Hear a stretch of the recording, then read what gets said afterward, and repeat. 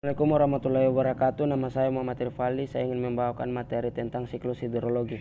Siklus hidrologi merupakan bagian terpenting dari hidrosfer. Melalui siklus hidrologi, air yang ada di permukaan bumi mengalami proses peredaran atau daur ulang secara berurutan.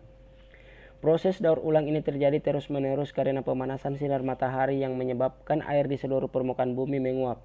Saat uap air ini mencapai ketinggian tertentu, temperatur uap air akan semakin menurun dan mengalami kondensasi.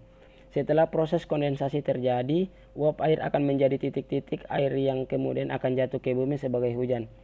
Siklus hidrologi dibagi menjadi tiga, yaitu siklus hidrologi pendek, siklus hidrologi sedang, siklus hidrologi panjang. Siklus hidrologi pendek. Dalam siklus hidrologi pendek, air akan mengalami proses daur ulang dalam waktu yang relatif cepat atau singkat. Siklus ini biasanya terjadi di laut saat air laut mengalami penguapan, evaporasi, karena sinar matahari. Uap air dari hasil evaporasi ini kemudian naik sampai ketinggian tertentu dan mengalami kondensasi sehingga berubah menjadi awan. Saat awan yang terbentuk dari hasil kondensasi semakin besar dan berat, akan terjadi hujan di atas air laut. Air yang turun saat hujan kemudian akan kembali ke laut dan akan mengalami proses daur ulang lagi. Siklus hidrologi sedang. Siklus hidrologi sedang merupakan kondisi air laut yang menguap karena kondensasi tertiup angin hingga membentuk awan di atas daratan.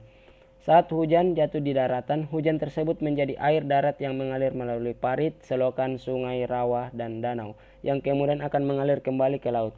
Siklus hidrologi panjang. Siklus hidrologi panjang merupakan proses daur ulang air yang membutuhkan waktu paling lama.